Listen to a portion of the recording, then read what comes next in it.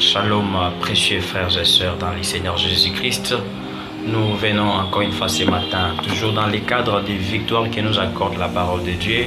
Et nous prenons un exemple typique dans le livre de Luc chapitre 4.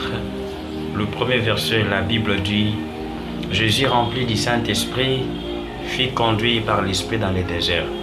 Et dans le désert, comme vous savez tous les récits, ce qui s'était passé, c'était la tentation, le moment d'épreuve.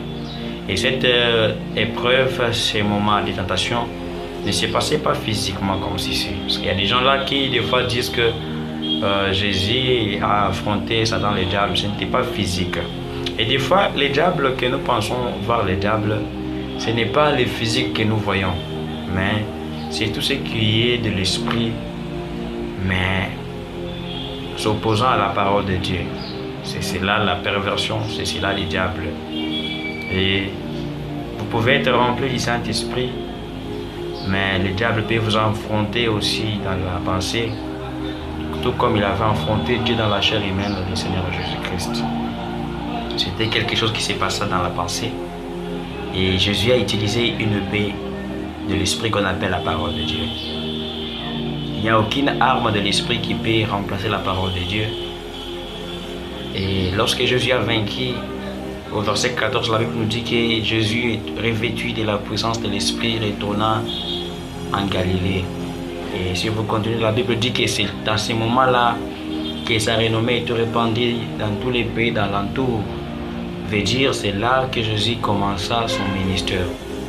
Donc Jésus, pour entrer dans la deuxième phase de sa mission, ou bien pour commencer son ministère, il avait fallu qu'il affronte les diables, qu'il puisse les vaincre, et qu'il soit baptisé, rempli de feu et revêtu de la puissance de l'Esprit. Le grand problème, c'est que beaucoup de gens, une fois qu'ils sont remplis de l'Esprit, ils se mettent à exercer le ministère.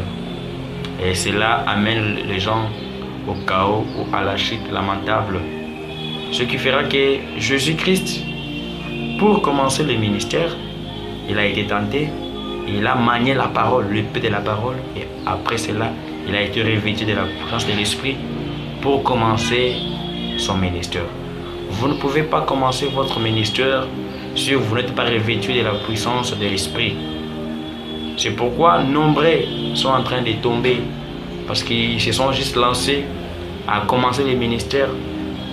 D'ailleurs, lorsque le pasteur avait prié, j'ai été tombé en extase, puis je roulais par terre et je le ministère et je peux commencer. Bien sûr, tu peux